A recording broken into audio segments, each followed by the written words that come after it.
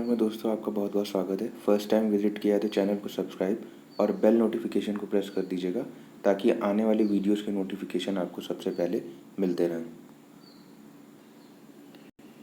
तो दोस्तों बिना किसी देरी के शुरू करते हैं न्यूज़ के साथ में। तो अगर आप स्टॉक मार्केट में एक्टिव हैं तो आपको अभी तक ये चीज़ पता चल गई होगी कि NSDL अपना IPO लेकर आने वाला है। तो बेसिकली इससे पहले आप CDSL के साथ अपना ब्रेकअप करें। मैं आपको साफ साफ कुछ चीज़ें बताना चाहूँगा ताकि आप अपना डिसीजन लेने में आगे आपको हेल्प हो पाए। बिकॉज होगा क्या कि आप मंडे को जाके या तो किसी के इन्फ्लुएंस में आके CDSL का स्टॉक बेच देंगे या उसके अपने 52 वीक हाई पर जाने देंगे या बाकी और किसी भी तरीके का डिसीजन आप लें इससे पहले इस वीडियो को आप ज़रूर से देख लीजिएगा। बिकॉज NSDL का जो IPO है वो ऐसा नहीं है कि इसने रातों रात अपना जो है सेबी से बात करी और अपना ड्राफ्ट पेपर सबमिट कर दिए। तो बेसिकली ये वेट कर रहे थे निफ्टी के ऑल टाइम हाई जाने पर और बाज़ार में अच्छी खबर आने का। तो हुआ क्या दोस्तों कि अगर आप ग्रो ऐप या अपना IPO का सेक्शन जहाँ पर बेसिकली ब्रोकरेज जो होते हैं ब्रोकर्स प्रोवाइड कराते हैं वहाँ पर आपने देखा होगा तो NSDL के लिस्टिंग के लिए ऑलरेडी बातचीत चल रही थी और ये न्यूज़ दिसंबर 2022 की है। तो इन्होंने अपना जो IPO का पूरी तैयारी कर ली है और अब ये कुछ ही दिनों में अपना IPO भी रजिस्टर्ड कर लेंगे और बाकी सारी चीज़ें जो रिक्वायरमेंट है वो ले लेंगे। तो देख लीजिए ये लिखा हुआ है यहाँ पर। तो बेसिकली इस IPO के आने के बाद क्या CDSL के शेयर पे कोई इम्पैक्ट आएगा? तो कुछ अभी रिपोर्ट आपको दिखाऊंगा उसके बाद आप अपना डिसीजन लीजिएगा। बिकॉज NSDL का जो मार्केट शेयर है वो इतना ज़्यादा इम्पैक्ट नहीं करने वाला CDSL को। बिकॉज करंट टाइम पे जो इनके पास अकाउंट हैं वो लगभग 2.4 CR के आसपास हैं। वहीं CDSL के पास 5 CR के ऊपर अकाउंट हैं जो कि इसको एक प्रायोरिटी देकर चलता है CDSL को। तो आपको इस चीज़ को ध्यान में रखना है और अपनी इस तरीके से अपना डिसीजन लेना है। बिकॉज होगा क्या है कि आप इससे पहले अपना CDSL का स्टॉक बेचें।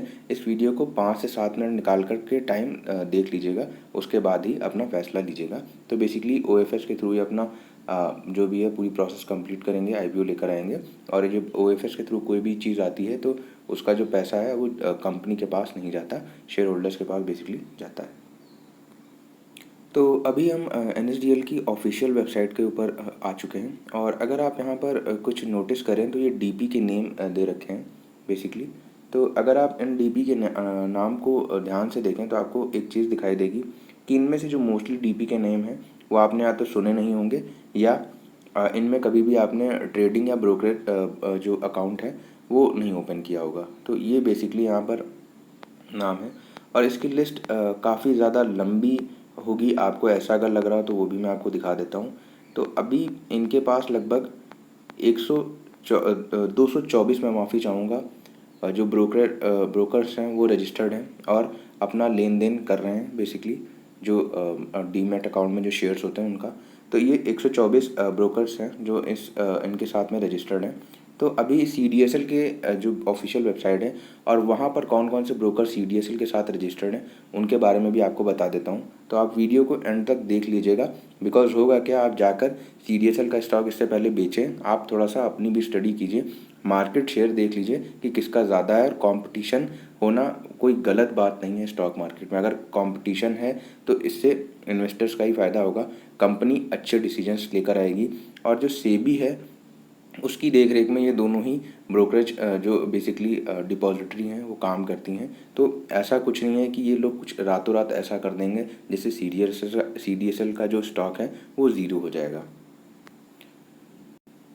तो अभी हम लोग जो CDSL की ऑफिशियल वेबसाइट है वहाँ पर आ चुके हैं और अगर आप यहाँ पर कुछ देखें कि बेसिकली CDSL करता क्या है तो आप यहाँ पर देख लें। CDSL का जो मार्केट शेयर है वो भी दिखा दूँगा आपको। तो अप स्टॉक इसका बेसिकली पार्टनर है, ज़ीरोधा के साथ इन्होंने अकाउंट ओपन कर रखा है। एंजल वन इनका बेसिकली पार्टनर है। यहाँ पर आप देख पाएंगे ग्रो, SBI सिक्योरिटी, शेर खान। तो इसमें से बेसिकली दो तो आपको लिस्टेड मिल जाएंगे और ये भी लिस्टेड है, पेटीएम मनी, आनंद राठी और ये सब देख लीजिए आप, बजाज फिनसर्व, और ये इनके बेसिकली क्लाइंट हैं। और ये DP के नेम है, आप यहाँ पर देख सकते हैं, ये देखिए आप। काफ़ी लंबी लिस्ट है इसकी, और इसको आप चाहें तो इनकी ऑफिशियल वेबसाइट पर आकर भी पढ़ सकते हैं और आपको डिसीजन लेने में एक आसानी हो जाएगी। बिकॉज़ होगा क्या कि स्टॉक मार्केट में चीज़ें थोड़ा डिफरेंट तरीके से काम करती हैं। अगर आपको ये लग रहा है कि जो CDSL का जो स्टॉक है वो इसलिए गिरा था कि NSDL की लिस्टिंग होने वाली है, तो आपकी सोच थोड़ी सी गलत है। बिकॉज़ हुआ क्या था कि उस टाइम पे रशिया यूक्रेन वॉर चल रही थी और उसके बाद रिसेशन। तो जो मार्केट वो थोड़ा सा एडवांस में काम करता है। मार्केट आपके लिए इस तरीके से चीज़ें नहीं प्रेजेंट करके देगा कि आप ठीक है आइए आराम से अपना इन्वेस्टमेंट प्लान कीजिए। तो इस स्टॉक को इसलिए इतना ज़्यादा डिस्काउंट पर आपके लिए अवेलेबल करवा दिया मार्केट ने ऑलरेडी। तो इस स्टॉक का फ्यूचर क्या होने वाला है, इस स्टॉक में आप अपनी बाइंग करेंगे या सेलिंग करेंगे, इसके बारे में थोड़ा सा और डिटेल में बात करूंगा। पर इससे पहले इसका बिजनेस और मार्केट शेयर भी देखते हुए जाइए ताकि आपको पता चले कि आखिर में बाजी कौन मारेगा। तो बेसिकली अभी इसका मार्केट शेयर मैं आपको दिखा रहा हूँ। तो आप यहाँ पर इसका मार्केट शेयर देखिए, तो लगभग 72.70 का मार्केट शेयर है इस कंपनी के पास में। और अगर आप इस कंपनी के रिगार्डिंग एक और न्यूज़ फॉलो कर रहे होंगे तो बेसिकली जो आपकी जो पॉलिसीज़ होती हैं उनकी भी देख रेख अब यही करेगा। आपके पास ईमेल भी अब तक आ चुका होगा कि आप अपनी पॉलिसी वेरिफिकेशन करवा दीजिए।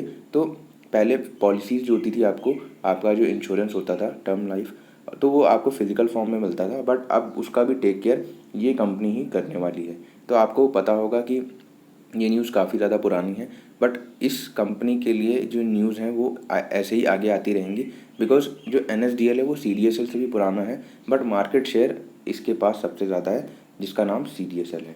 तो आप यहाँ पर देखें, बाकी जो KYC रजिस्ट्रेशन एजेंसी का काम है वो आप यहाँ पर देख पाएंगे 65% का है। तो इस स्टॉक के पास जो मार्केट शेयर है वो काफ़ी ज़्यादा इम्पॉर्टेंट मार्केट शेयर है, लगभग 70% के ऊपर का। और ये सारी चीज़ें आप देख सकते हैं, जो इशू चार्जेस हैं, ट्रांजैक्शन चार्जेस है। तो बेसिकली जब आप कोई भी शेयर की बेचा खरीदी करते हैं, बाइंग एंड सेलिंग करते हैं, तो बेसिकली होता क्या है कि आपके शेयर जो आपका ब्रोकर है उसके पास नहीं होते हैं, CDSL के पास होते हैं। मैं इतनी उम्मीद रखता हूँ कि आपको ये बात पता होगी। तो ये चीज़ इस तरीके से, ये स्टॉक जो बेसिकली ये डिपॉजिटरी सर्विसेज है, ये इस तरीके से काम करती है। तो इस स्टॉक में आपको लॉन्ग टर्म होल्डिंग ज़रूर से अपनी बना के चलनी है। और अगर इस स्टॉक में कोई भी गिरावट आती है तो एक लॉन्ग टर्म इन्वेस्टमेंट की अपॉर्चुनिटी होगी मेरे हिसाब से। और मैं इस स्टॉक में आपको क्लियर डिस्क्लेमर दे देता हूँ कि मेरी अच्छी खासी होल्डिंग है इस स्टॉक में। और अगर मुझे आप कमेंट सेक्शन पूछेंगे तो नेक्स्ट टाइम से मैं अपनी होल्डिंग भी आपको दिखा दूंगा। देखिए उससे मेरा कुछ होना नहीं है। आपको अगर ऐसा लगता है कि अगर मैं आपको अपनी होल्डिंग दिखा दूंगा तो मेरा कुछ ज़्यादा हो जाएगा या आपका कुछ कम हो जाएगा, तो ऐसा कुछ नहीं है। डिपॉजिटरी एक्टिविटी आप देख लीजिए 81, डेटा एंट्री एंड स्टोरेज, ये सारी चीज़ें आप देख सकते हैं। तो ये इसका रोज़ का काम है। तो आप अगर स्टॉक मार्केट में एक्टिव होंगे तो FNO और भी बहुत सारे जो सेगमेंट होते हैं तो उससे इसको काफ़ी ज़्यादा कमाई होती है, बेचा खरीदी बेसिकली जिसको मैं बोल रहा हूँ। 100% इंडिया की कंपनी है। ऑपरेटिंग प्रॉफिट मार्जिन आप देख लीजिए इसका। डिपॉजिटरी एक्टिविटी जो भी आप बेसिकली स्टॉक बेचते खरीदते हैं उससे 92.6% की कमाई करती है। डेटा एंट्री से लगभग 7.4% की कमाई करती है। तो ये बेसिकली इसका वो है location wise breakup, operating profit margin, जहाँ से कंपनी रोजी रोटी कमाती है। तो देखिए लगभग 70% का मार्केट शेयर लेकर बैठे हुए हैं। फिर भी आपको अगर ये लगता है कि मुझे इस कंपनी से अपना ब्रेकअप कर लेना चाहिए और NSDL तो इस कंपनी को बर्बाद कर देगा, तो स्टॉक मार्केट में चीज़ें इस तरीके से काम नहीं करती हैं। थोड़ा सा आपको धैर्य रखना पड़ेगा और इस चीज़ को इस तरीके से कतई मत लीजिए कि जो NSDL का स्टॉक आने वाला है उसके बाद तो ये चीज़ ज़ीरो हो जाएगी, बेसिकली CDSL का स्टॉक बर्बाद हो जाएगा। तो इस तरीके से काम नहीं करती चीज़ें, आपको ये चीज़ पता होनी चाहिए। तो देखिए बिज़नेस समझा दिया है, मार्केट शेयर दिखा दिया है, फिर भी उसके बाद अगर आप भेड़ चाल फॉलो करते हैं तो आपका आप जानिए। बिकॉज इससे ज़्यादा मैं आपको कुछ नहीं बता सकता। बिकॉज होता क्या है कि अगर आप भेड़ चाल फॉलो करते हैं ना तो आप हमेशा अपना नुकसान करते हैं। तो पूरी न्यूज़ को समझिए, कंपनी का बिजनेस समझिए, ये हमेशा फर्स्ट प्रायोरिटी दीजिए, उसके बाद ही कोई डिसीजन अपना लीजिए। तो दोस्तों इसके बाद इस कंपनी का शेयर होल्डिंग पैटर्न आपको मैं दिखा देता हूँ कि इस कंपनी में जो शेयर होल्डर्स हैं वो क्या कर रहे हैं। तो पब्लिक लगभग 54% और म्यूचुअल फंड ने 7.8%, इंश्योरेंस कंपनियाँ 8.5% और प्रमोटर 20% है। तो देखिए इस कंपनी की जो भी देख रेख है वो गवर्नमेंट के अंडर है, सेबी की रेगुलेशन में है। तो आपको कोई भी तरीके की परेशानी होने की मेरे हिसाब से तो ज़रूरत नहीं है, बिकॉज़ ये कंपनी ऐसा कुछ काम नहीं करेगी जिससे इनके शेयर होल्डर्स को कोई झटका लगे। तो इस कंपनी के जो बेसिकली प्रॉफिट एंड लॉस का सेगमेंट है वो आपको थोड़ा सा दिखा देता हूँ कि कंपनी किस तरीके से काम कर रही है। और एक ये मिड कैप टाइप की कंपनी है तो गिरावट भी ठीक ठाक दिखा देती है।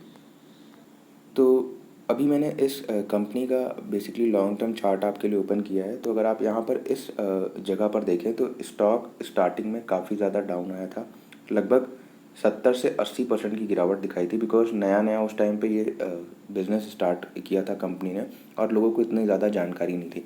उसके बाद जैसे ही अवेयरनेस बढ़ती है स्टॉक मार्केट की, लोगों को पता चलता है कि ये जो कंपनीज़ हैं आने वाले टाइम पे मोटा पैसा छाप के देंगी, तो आप यहाँ पर इसकी जो ये स्टॉक भागा है वो भी आप देख सकते हैं। और अभी एक कंसोलिडेशन फेज में काम कर रहा है और अभी ये स्टॉक आपको अपना 52 वीक भी हाई टच करता हुआ दिखाई देगा आने वाले टाइम पे। तो आपको ये चीज़ें ध्यान में थोड़ा सा रखनी है, भेड़ चाल नहीं फॉलो करनी है। इसके क्वार्टरली रिजल्ट डिस्कस करेंगे फटाफट। तो आप ये देख सकते हैं 60 सीआर की जो सेल्स होती है वो लगभग 125 करोड़ के आसपास पहुंच जाती है। तो आपको ये ध्यान रखना है कि एक मिड कैप टाइप की कंपनी है, तो गिरावट जब दिखाएगी तो आराम से 40 से 50% करेक्ट हो जाएगी, ये चीज़ ध्यान रखना है। और ऐसी कंपनीज़ का ऑपरेटिंग प्रॉफिट मार्जिन आप देख सकते हैं, क्या धांसू ऑपरेटिंग प्रॉफिट मार्जिन है। तो अगर आपको लगता है CDSL इसको नाखून भर भी स्क्रैच दे पाएगा तो भाई मैं कुछ नहीं बता सकता इसके आगे आपको, बिकॉज होने क्या वाला है कि मोस्टली रिटेल इन्वेस्टर जाके CDSL का स्टॉक या तो बेच देंगे या इससे नमस्कार कर लेंगे अपना, अगर इन्होंने ऑल टाइम हाई पे ख़रीदा है। बिकॉज रिटेल इन्वेस्टर्स का होता क्या है ना कि जब वो जो बस है, जो ट्रेन है वो भाग रही होती है ना, तो उसके ऊपर चढ़ जाते हैं, उसके बाद अपना मुंह तोड़वा लेते हैं। तो आपको एक स्मार्ट रिटेल इन्वेस्टर बनना है और जो सब नहीं कर रहे हैं वो करिए ताकि आप स्टॉक मार्केट में पैसा कमा पाएँ। तो इसके बाद इसका नेट प्रॉफिट आप देख सकते हैं 28 CR के आसपास का जो प्रॉफिट होता है वो लगभग 80 CR के आसपास पहुंच जाता है। और अभी कंपनी का जो स्टॉक है उसके गिरने की वजह आप देख सकते हैं, जो डीमेट अकाउंट है उनका कम ओपन होना। स्टॉक मार्केट में अभी बेसिकली रशिया यूक्रेन और जो सारी जो छोटी मोटी चीज़ें चल रही थी उसकी वजह से जो डीमेट अकाउंट था उनका ओपन होना कम हो चुका था, जिसकी वजह से इस स्टॉक का आप देख सकते हैं ऑपरेटिंग प्रॉफिट मार्जिन पे एक डेंट आया है और अभी सेल कम हो चुकी है और प्रॉफिट भी। तो आप इसकी ईयरली सेल्स भी देख सकते हैं, 96 CR के आसपास की जो सेल्स होती है वो लगभग 555 CR के आसपास पहुँच जाती है। सेम इसका जो प्रॉफिट है वो देख सकते हैं आफ्टर टैक्स 55 CR के आसपास का जो प्रॉफिट होता है वो लगभग 276 CR के आसपास पहुंच जाता है। तो आपको एक चीज़ मैं दिखा देता हूँ स्टार्टिंग में, ये आप देख रहे हैं यहाँ पर कुछ, तो देखिए प्रॉफिट इसके कंसिस्टेंट नहीं है। तो इस वजह से होता क्या है कि जब डीमेट अकाउंट की ओपनिंग कम होती है तो स्टॉक का जो प्राइस है वो आपको डिस्काउंट पर अवेलेबल करा देता है मार्केट सुप्रीम है। तो आप हमेशा ये ध्यान रखिए कि मार्केट अगर कुछ कर रहा है तो उसके पीछे कोई ना कोई वजह है, तो आपको उस तरीके से अपनी स्टडी करनी होगी ताकि आप अपने प्रॉफिट को और अपना बाइंग एंड सेलिंग का डिसीजन ले पाएँ। फिर आप यहाँ पर ये चीज़ नोटिस करें कि स्टॉक का जैसे प्रॉफिट बढ़ता है फिर स्टॉक ऊपर जाता है, फिर देखिए यहाँ पर कम हो जाता है जो प्रॉफिट। उसके बाद देखिए कंपनी ने पीछे मुड़कर नहीं देखा और उसके बाद फिर यहाँ पर देखिए। तो अगर इस स्टॉक का आपको बिज़नेस पता होगा तो आप ज़रूर से इस स्टॉक को लॉन्ग टर्म पर्सपेक्टिव से होल्ड कर पाएंगे, बिकॉज ये जो मार्केट के ऊपर, मार्केट कंडीशन के ऊपर इस स्टॉक का बिज़नेस बहुत ज़्यादा डिपेंड करता है। बाकी इस स्टॉक के जो आप CAGR प्राइस है वो भी देख सकते हैं, 32% की कंपाउंडिंग लगभग बना कर दी है अपने 5 साल में। और जो सेल्स है वो आप देख सकते हैं डबल डिजिट में ग्रो हो रही है और जो प्रॉफिट की कंपाउंडिंग है वो भी डबल डिजिट में इस स्टॉक की ग्रो हो रही है। बैलेंस शीट आप देख लीजिए, जो मैं माफ़ी चाहूँगा, रिजर्व इस कंपनी के पास में लगभग 1000 करोड़ के आसपास के हैं। बोरोइंग ऐसी कंपनी को लेने की ज़रूरत नहीं होती, बिकॉज होता क्या है इनका एक आधा ऑफिस होता है, उनको वो सेटअप करना रहता है। तो ऐसा नहीं इनको अलग अलग जाके बड़ी बड़ी फैक्ट्रीज़ लगानी है, तो ऐसा इन कंपनीज़ के साथ में नहीं होता। आप कैंप्स को भी देख सकते हैं, cash flow and all that. तो जो इनके शेयर होल्डिंग पैटर्न है वो यहाँ पर नहीं दिखाए थे मैंने, इसलिए आपको पहले ही वो चीज़ वहाँ पर दिखा दी। तो इस कंपनी को आप लॉन्ग टर्म पर्सपेक्टिव से देखिए। NSDL का अगर स्टॉक आ भी जाता है तो इस कंपनी का कुछ भी नहीं होने वाला, मैं आपको लिख कर दे सकता हूँ। बाकी आपका फैसला है, आपका पैसा है, आपको क्या करना है क्या नहीं करना वो आप अपना देखिए। अगर सोमवार को इस स्टॉक में एक क्रैश आता है, एक गिरावट आती है, तो एक वो बाइंग अपॉर्चुनिटी होगी मेरे लिए, तो मैं अपना लॉन्ग टर्म जो इन्वेस्टमेंट है वो प्लान करूँगा। तो मुझे उम्मीद है दोस्तों कि आपको ये वीडियो पसंद आया होगा, और अगर आप चाहें तो इस चैनल को सब्सक्राइब और वीडियो को लाइक ज़रूर से कर दीजिएगा, ताकि मैं ऐसे ही वीडियोज़ आपके लिए आगे लाने का मुझे मोटिवेशन मिलता रहे। तो स्टॉक मार्केट सीखते रहिए और आगे बढ़ते रहिए।